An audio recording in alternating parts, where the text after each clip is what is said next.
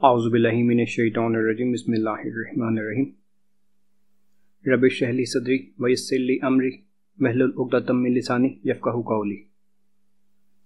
درود پاک پڑھ لیجئے۔ اللہم صلی علی محمد وعلی آل محمد کما صلیت علی ابراہیم وعلی آل ابراہیم انک حمید مجید۔ اللہم بارک علی محمد وعلی آل محمد کما بارکت علی ابراہیم وعلی آل ابراہیم انک حمید مجید۔ تہذیب و تمدن۔ تہذیب و تمدن کے لحاظ سے عرب کے مختلف حصے بالکل مختلف حالات رکھتے ہیں۔ مانسی اور لبان فرنساوی نے اصول عمران کی بنا پر یہ رائے ظاہر کی ہے کہ اسلام سے پہلے عرب کا تمدن کسی زمانہ میں اوج کمال تک پہنچ چکا تھا، کیونکہ اصول ارتقاء کی روح سے کوئی قوم محض وحشت کی حالت سے دفعتاً اعلیٰ درجہ کی تہذیب و تمدن تک نہیں پہنچ سکتی۔ یہ ایک قیاسی استدلال ہے۔ تاریخ سے پہلے اس قدر ضرور ثابت ہوتا ہے کہ عرب کے بعض حصے مثلاً یمن کسی زمانہ میں انتہائی درجہ کی ترقی تک پہنچ چکے تھے۔ یورپ کے محققین آثار قدیمہ جنہوں نے یمن کے آثار قدیمہ کی تحقیقات کی ہے اور پرانے کتبوں کو پڑھا ہے، وہ یمن کی قدیم تہذیب و تمدن کا اعتراف کرتے ہیں۔ صنع اور کلیز کے ذکر میں یاقوت حموی نے معجم میں قدیم آثارات عجیبہ کا تذکرہ کیا ہے، اور گو اس میں بہت کچھ مبالغہ بھی ہے، تاہم اصلیت کا حصہ بھی کچھ کم نہیں۔ اسی طرح عرب کے وہ مقامات جو ایران اور شام سے متصل تھے، مثلاً ہیرا جو آل نعمان کا پائے تخت تھا، اور حوران جو خاندان غسان کا صدر مقام تھا، تہذیب و تمدن سے خالی نہ تھے۔ مورخین عرب کا دعویٰ ہے کہ یمن نے ایک زمانہ میں اس حد تک ترقی کی تھی کہ وہاں کے سلاطین نے تمام ایران فتح کر لیا تھا۔ چنانچہ سمرقند کی وجہ تسمیہ بتاتے ہیں کہ یمن کا ایک بادشاہ جس کا نام شمر تھا، اس نے سمرقند کو خودوا کر برباد کر دیا تھا۔ اس بنا پر ایرانی اس مقدس کو شمرقند کہنے لگے، پھر مورب ہو کر سمرقند ہو گیا۔ عظیم الشان قلعوں اور عمارتوں کے آثار جو اب بھی کچھ باقی ہیں، اس بات کی قطعی شہادت ہے کہ اس ملک میں کبھی اعلیٰ درجہ کا تمدن موجود تھا۔ علامہ حمدانی نے اقلیل میں تمام آثار قدیمہ کا ذکر کیا ہے۔ چنانچہ صفات الجزیرۃ العرب میں لکھتے ہیں، ترجمہ: یمن کے مشہور قدیم قصر اور ایوان جن کا ذکر اہل عرب نے امثال اور اشعار میں کیا ہے، کثرت سے ہیں، اور ان کے متعلق اشعار کا ایک دفتر ہے۔ اقلیل کے 8ویں باب میں ان سب کو جمع کر دیا ہے۔ اس کے بعد مصنف نے لکھا ہے کہ میں اس موقع پر صرف اس کے نام گنا دیتا ہوں، اور وہ یہ ہیں: غمدان، تلغم، نعت، سرواح، سلحین، ظفار، حقر، زہر، شیبام، غیمان، یبنون، لیام، براکش، معین، روسان، اریاب، ہند، ہونیدہ، امران، بخیر۔ ان میں سے غمدان اور نائٹ کا حال معجم البدان میں تفصیل سے مذکور ہے، اور اس کی عظمت و رفعت کے متعلق ایسی باتیں نقل کی ہیں جن پر ایشیائی مبالغہ کا دھوکہ ہوتا ہے۔ سلحین کی نسبت لکھا ہے کہ 70 برس میں تعمیر ہوا۔ شبام کے حال میں لکھا ہے، ترجمہ: ان میں ان کے متعدد ہیبت انگیز قلعے ہیں۔ قلعہ نعت و وہب بن منبع کے زمانہ تک موجود تھا۔ اس کے ایک کتبہ کو محدث موصوف نے پڑھا تو معلوم ہوا کہ 1600 برس کی تعمیر ہے۔ آج کل یورپ کے محققین نے ان مقامات میں جا کر جو تحقیقات کی ہیں، اس سے بھی حیرت انگیز تمدن کی تصدیق ہوتی ہے۔ تھیچر صاحب اپنے آرٹیکل میں لکھتے ہیں، جنوبی عربستان میں جہاں حضرت عیسیٰ علیہ السلام سے صدیوں پہلے ایک ترقی یافتہ تمدن موجود تھا، قلعوں اور شہر پناہوں کے آثار اب تک موجود ہیں، اور ان کا ذکر متعدد سیاحوں نے کیا ہے۔ یمن اور حضر موت میں یہ آثار کثرت سے ہیں، اور اکثر پر اب تک کتبیں موجود ہیں۔ صنع کے قریب ایک قلعہ تھا جس کو قزوینی نے آثار البلاد میں دنیا کے عجائب ہفتگانہ میں سے ایک قرار دیا ہے۔ دیگر قلعوں کے لیے دیکھو جنرل جرمن اورینٹل سوسائٹی، جلد 10 صفحہ 20 سے آگے۔ مورب جو قدیم سبائی دارالسلطنت تھا، ان کے آثار قدیمہ کو آرنو ہالیووے اور گلازر نے لکھا ہے۔ مورب کے مشہور آثار میں سے ایک بڑی خندق کے آثار باقی ہیں۔ ان کو دیکھ کر عدن کے دربار تعمیر شدہ حوض یاد آتے ہیں۔ ان کی اہمیت اس وقت ظاہر ہوئی جب گلازر نے وہ 2 طویل الذیل کتبے شائع کیے جن میں ان کے عیسوی قرن پنجم و ششم میں دوبارہ تعمیر کا ذکر ہے۔ یمن میں بمقام حران ایک خندق ہے جس کا طول تقریباً 450 فٹ ہے، لیکن عرب کے اصلی اور اندرونی مقامات میں تہذیب و تمدن کی یہ حالت نہ تھی۔ عربی زبان نہایت وسیع ہے، باوجود اس کے جن چیزوں کو تمدن و اسباب معاشرت سے تعلق ہے، ان کے لیے خاص عربی زبان میں الفاظ نہیں ملتے، بلکہ ایران یا روم سے مستعار آئے ہیں۔ سکہ کے لیے ایک لفظ بھی موجود نہیں۔ درہم اور دینار دونوں غیر زبان الفاظ ہیں۔ درہم یونانی لفظ درخم ہے اور یہ وہی لفظ ہے جو انگریزی میں ڈرام ہو گیا۔ چراغ معمولی چیز ہے، تاہم اس کے لیے عربی کوئی لفظ نہ تھا۔ چراغ کو لے کر سراج کر لیا، پھر ایک مصنوعی لفظ بنایا، مصباح، یعنی ایک ہے جس سے صبح بنا لی جاتی ہے۔ کوزہ کے لیے کوئی لفظ نہیں، کوزہ کو کوز کر لیا ہے۔ لوٹے کو ابریق کہتے ہیں جو آبریز کا معرب ہے۔ سچ فارسی لفظ تھا، اسی کو عربی میں تست کر لیا ہے۔ پیالہ کو کاس کہتے ہیں، وہی کاسا فارسی لفظ ہے۔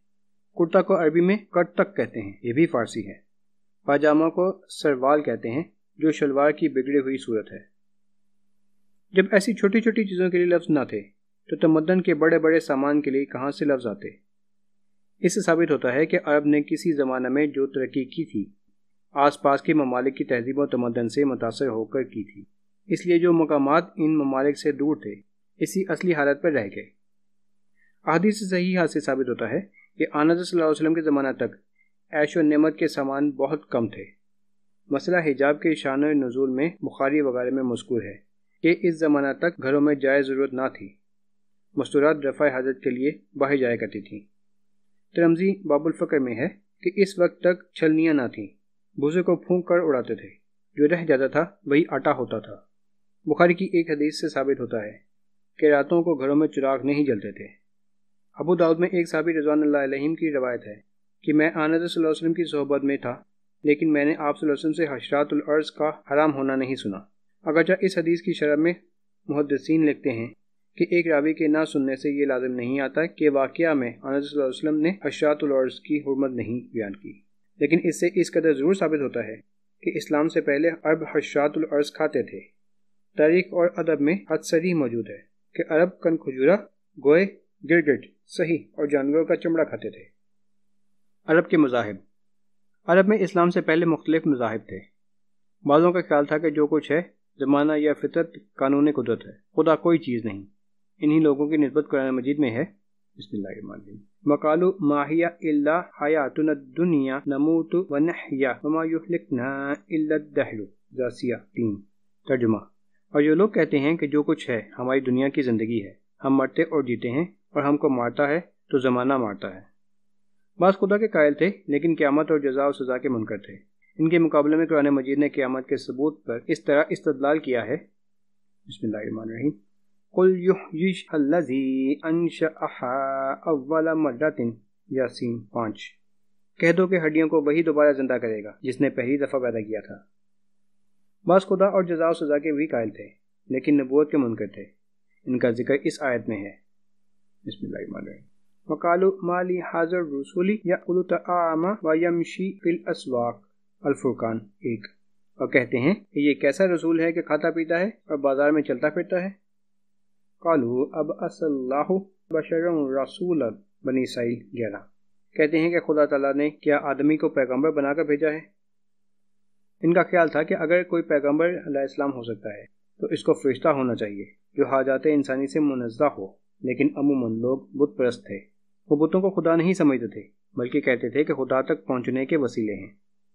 وَنَعْبُدُهُمْ إِلَّا لِيُقَرِّبُونَا إِلَى اللَّهِ زُلْفًا۔ ترجمہ۔ ہم ان بتوں کو صرف اس لیے پوجتے ہیں کہ ہم کو خدا تعالیٰ سے قریب کر دیں۔ سورہ زمر 1۔ قبیلہ حمیر جو یمن میں رہتا تھا آفتاب پرست تھا۔ کنانا چاند کو پوجتے تھے۔ قبیلہ بنی تمیم عبران کی عبادت کرتا تھا۔ اسی طرح کیس شعراء کے قبیلہ اسد عطارد کی اور لخم و جزام مشتری کی پرستش کرتے تھے۔ مشہور بتوں اور ان کو پوجنے والوں کے نام حسب ذیل ہیں۔ نام بت مقام قبیلہ جو اس بت کو پوجتے تھے۔ لات طائف ثقیف۔ عزا مکہ معظمہ قریش و کنانہ۔ منات مدینہ منورہ اوس خزرج اور غسان۔ ود دومتا الجندل کلب۔ سواح حزیل۔ یغوس مزہج اور قبائل یمن۔ یعوق ہمدان۔ سب سے بڑا بت حبل تھا جو کعبہ کی چھت پر منصوب تھا۔ قریش لڑائیوں میں اس کی جے پکارتے تھے۔ عرب میں بت پرستی کا بانی ایک شخص عمر بن لوہی تھا۔ اس کا اصلی نام ربیہ بن حارثہ تھا۔ عرب کا مشہور قبیلہ خزاعہ اسی کی نسل سے ہے۔ عمر سے پہلے جرہم کعبہ کے متولی تھے۔ عمر نے لڑ کر جرہم کو مکہ سے نکال دیا اور خود حرم کا متولی ہو گیا۔ وہ ایک دفعہ شام کے کسی شہر میں گیا، وہاں کے لوگوں کو بت پوجتے دیکھا تو پوچھا کہ ان کو کیوں پوجتے ہو؟ انہوں نے کہا یہ حاجت روا ہیں، لڑائیوں میں فتح دلاتے ہیں، قحط پڑتا ہے تو پانی برساتے ہیں۔ عمر نے چند بت ان سے لے لیے اور لا کر کعبہ کے آس پاس قائم کیے۔ کعبہ چونکہ عرب کا مرکز تھا اس لیے تمام قبائل میں بت پرستی کا رواج ہو گیا۔ ان میں سب سے قدیم بت منات تھا، جس سمندر کے کنارے قدید کے قریب نصب تھا۔